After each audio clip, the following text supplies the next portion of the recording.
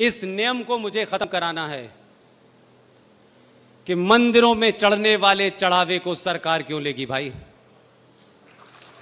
ये चढ़ावा ये हिंदू आस्थाओं के तहत चाहे अयप्पा को दिया गया हो, चाहे महाकाल को दिया गया हो, चाहे बनारस में दिया गया हो, इस पैसे का जो दुरुपयोग हो रहा था वो मैं एक बात कह के बताना चाहता हूं आपको। ये जो पैसा आप चढ़ाते हैं सरकार इसका ले लेती है आपसे, और आपके चढ़ावे पे इनकम टैक्स भी लगता है।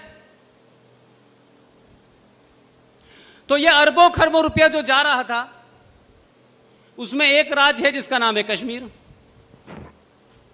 जो कुछ नहीं करता, जो कुछ प्रोड्यूस नहीं करता जीडीपी में, उनका नील कंट्रीब्यूशन है।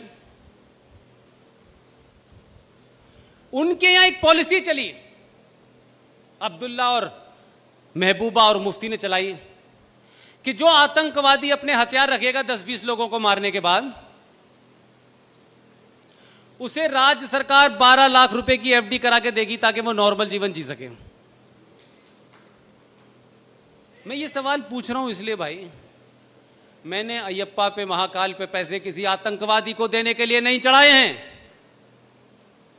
ये पैसा मेरा है, मेरे धार्मिक मंदिरों का है।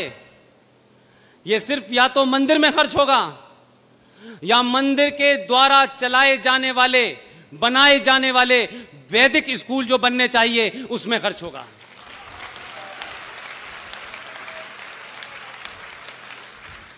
यह पैसा जो भारत सरकार का एक कानून है कि हिंदू अपने धर्म की शिक्षा नहीं दे सकता, हिंदुओं के शिक्षा संस्थानों के अंदर सरकार तय करेगी, लेकिन मुसलमानों सिखों में नहीं तय करती।